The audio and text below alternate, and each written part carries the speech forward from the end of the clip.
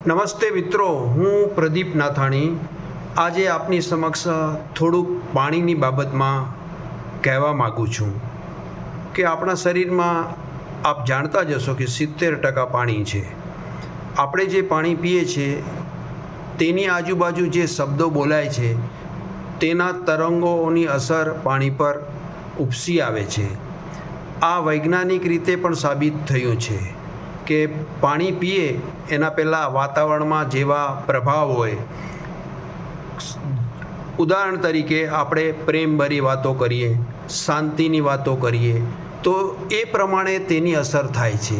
એવી જ રીતે જો વાતાવરણમાં દાખલા તરીકે આપણે જમવા બેઠા હોઈએ બધા પરિવાર સાથે અને ત્યારે આપણે ધંધાની વાત કરીએ કે કોઈક નકારાત્મક ઘટના બની હોય એની વાત કરીએ તો તેની છાપ પાણી પર પડે છે અને એ જ પાણી આપણે પીએ તો આપણા સ્વભાવ પર, વાણી પર, વર્તન પર બધી રીતે આવે છે.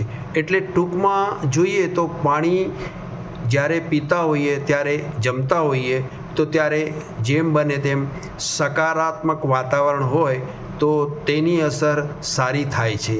એટલે કે એવા વક્તવ્યો, શબ્દો બોલવાના નહીં જે પાણી ગ્રહણ કરે અને આપણે પીએ તો આપણે એની અસર થાય. એટલે આપણે ટૂંકમાં કહી શકાય કે પાણી પીએ છીએ તે ગ્રહણ પણ કરે છે, આપણા શબ્દો જીવનમાં અસર કરે છે. આપણે જે શબ્દો બોલીએ છીએ તે હવામાં ખોવાઈ જતા નથી.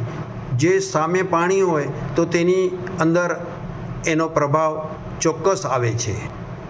એટલે જ આપણા વડીલો પણ કહી ગયા છે કે જમતી વખતે જેમ બને એમ ઓછું બોલીએ અને મૌન રાખીને શાંતિથી પ્રભુની યાદમાં ભોજન ગ્રહણ કરીએ તો એના પ્રકંપન સારા રહેશે અને આપણામાં ઉર્જા પણ સારી રહેશે. એટલે ટૂંકમાં મેં જણાવ્યું કે પાણી પર આપણા શબ્દોની ગહેરી ઊંડી છાપ પડે છે.